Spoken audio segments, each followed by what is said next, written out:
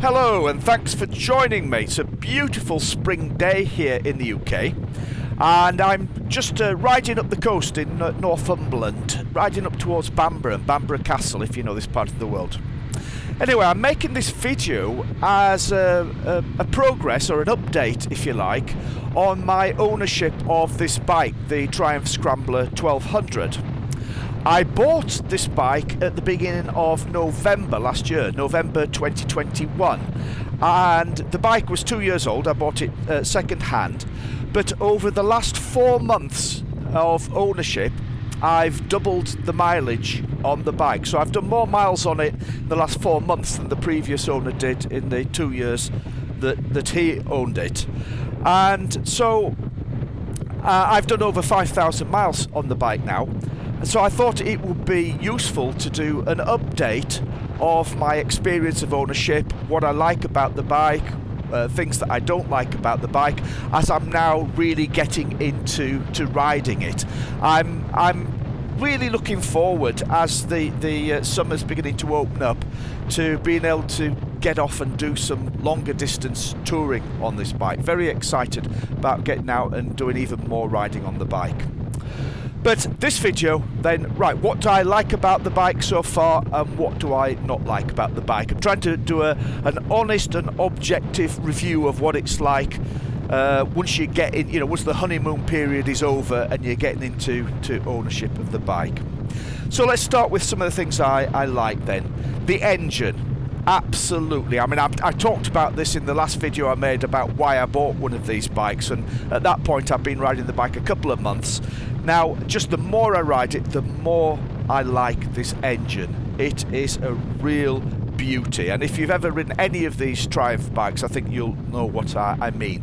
It's so smooth, it's got so much torque, it pulls beautifully, such a relaxed ride. Love it. The second thing I really like about the bike is the riding position. Now, I am aware that this is a very tall bike. Mine's the XE, which is even taller than the XC model. So if you've got short legs, you maybe struggle with this bike, but I'm just over 6 feet tall and I've got reasonably long legs, so it's not a problem for me. And I find that I've got plenty of room on the bike. It's just very comfortable riding position. Absolutely, yeah, just feels so natural and relaxed, comfortable in this riding position. So that's my second big like. The more I ride it, the more I appreciate this. The third thing, now the digital dash. When I got the bike at first, I was a bit unsure about that digital dash. I would have really preferred to be able to get a bike with more traditional analog clocks. After all, this is a retro bike, and you're going for that retro look and the retro feel. And in my mind, then having a digital dash on it somewhat spoils that retro feel. However, I'm getting used to it. And I do like some of the features of it. One of the things that jumps out at me straight away that I love is you've got your speedometer is digital, so it gives you your speed in numbers. For instance, if you're doing 56 miles an hour, you've got a big 56 written on the car. And I love that because you can just glance down very quickly and immediately see the exact speed at which you are riding. And I'm really growing to love that, rather than having looked down and sort of have to look at a dial, in which you're sort of, roughly guessing, what sort of speed, or around about 55 miles an hour. So I do like that. And obviously I do like the other information that you get on the screen as well, other useful information like being able to check your tyre pressures, being able to check your fuel range that's left. Even interesting looking at the fuel economy, which actually brings me on to another point about the bike, and I'm very happy with the fuel economy. Obviously, I've just been pottering around mainly, riding slowly around these country roads like this, so I'll have to see what the fuel economy is like on a longer run when I'm off touring. However, I'm getting about 58 miles to the UK gallon at the moment on the bike, which I'm delighted with. Much better performance than on my old BMW GS 1200. Moving on then, another thing I love about the bike, is the looks. And I think you buy one of these bikes for the looks, really, don't you? It looks like a proper motorbike. It's a proper sort of classic look to it, and yeah, they're gorgeous. I think it's one of those things you either love them or hate them. But you know, the more I own the bike, the more I love the looks. You know, I go out to my garage and I you know, I look at the bike and I think, yeah, that's a gorgeous bike. And I think this is a very important part of ownership. You've got to love your bike. You've got to love the way your bike looks as well as the way it rides. It's just all part of the ownership experience, isn't it? Another thing I'm absolutely delighted with is the way the bike handles. You know, as I've got into riding the bike, and bearing in mind most of the riding I've been doing has been in winter on very cold, wet, slimy roads around these country roads where there's lots of dirt, mud and grit on the roads.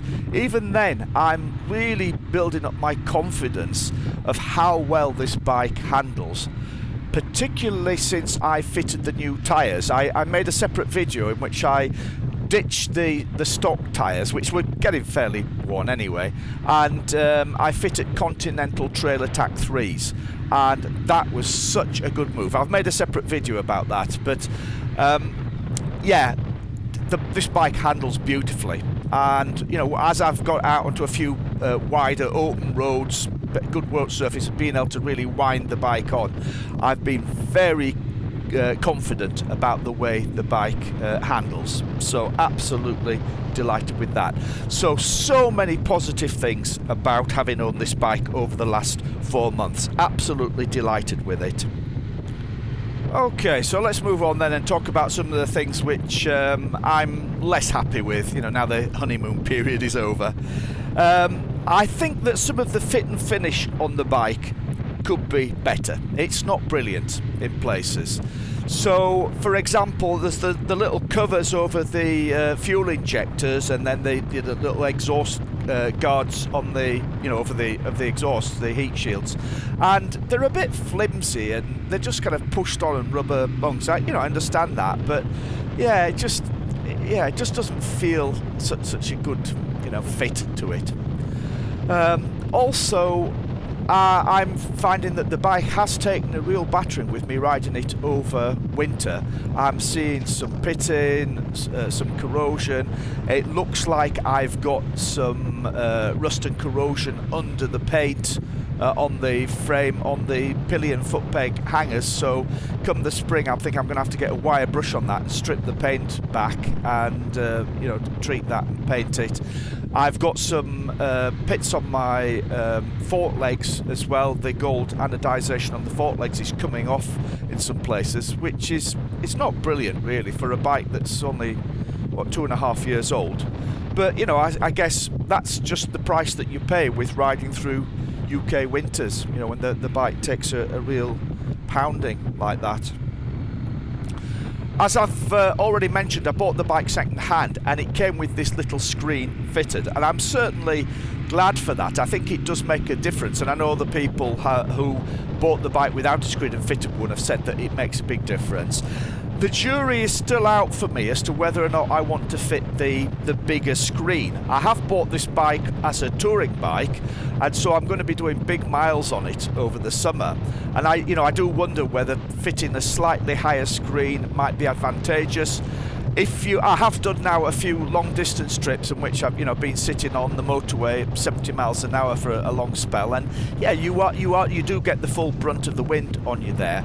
And so, yeah, I don't know. I'm to see how I get on with the screen.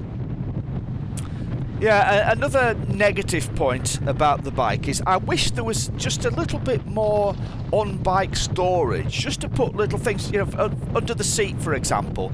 I wish there was enough room under there to be able to put just a few basic tools or a puncture repair kit or something like that. There's just absolutely zero storage on the bike for anything. If you've got one of these bikes, you know that under the seat there's a little compartment for putting your mobile phone with a mobile phone charger, which I think is universally agreed to be useless. Why would you want to shut your phone away underneath your seat like that? And unfortunately that little tray is not deep enough to put anything else of any merit in it. I've just got a couple of spare fuses in there.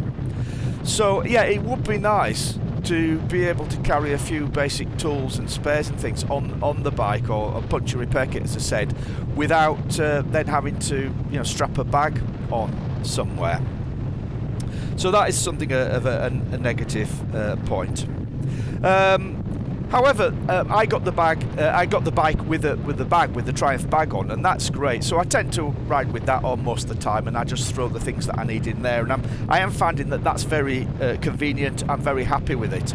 I'm a Krieger fan, so I was going to swap it out for a Krieger bag, but so far I've been perfectly happy with the Triumph standard bag. And I did actually make a separate video about that. If you want to look that up on my channel, I've made a video all about the Triumph bag. So, yeah, moving on to other things less happy with. Well, you know, this is interesting. The rider modes. I've actually, other than the first week when I got the bike messing around with the different rider modes, I've just not used them. And I think that's maybe just because of my riding experience. You know, I've been riding for over 40 years and you know, I've grown up on bikes without rider modes, and so you just adjust your riding. So for wet weather or whatever, you know, you just adjust your riding accordingly. And I'm used to doing that. So I don't know, maybe as I get on and ride the bike more, I'll play around with the modes a little bit more. But yeah, it's been a pretty redundant feature for me as that. I just leave it in road mode all the time. You know, I have played around it with sports mode, but I find for tootling around like this, the throttle response is just a little bit too sharp. For me, and it's easier in road mode, but we'll see as we progress. And yeah, one last point then. Yeah, the seat. You know, when I made the last video, when I'd only had the bike a couple of months, I was saying the seat's surprisingly comfortable for just a very basic bench seat, and it is. But I'm now starting to do longer days in the saddle and starting to feel a little bit of discomfort. So again, the jury is out on the seat. We'll see. I'm going to do a couple of sort of longer weekend tours away, and I'll see how I get on with the seat then. And you know, there's a couple of options. Either I just have to harden my butt to deal with the seat, or I maybe put something over it, maybe a sheepskin or some kind of cover over it, or you know, the alternative is to get it customised or get a custom seat on there. We'll see. But obviously, for having a touring bike, seat comfort is important, so we'll just have to see. So that's all the points I have to make at the moment. So you see, I've tried to be fair and objective and balanced with it. So on the whole, I am absolutely delighted with the bike. I'm glad I bought it. I'm really enjoying riding it. If you follow the channel, you probably realise I've got several bikes, and yeah, when I go out to the garage, this is the one that I want to take out, which is a good sign, isn't it? Incidentally, this is Bambra Castle here on my right. See, there's quite a lot of people visit it. It's well worth a visit, Bambra Castle. Very spectacular.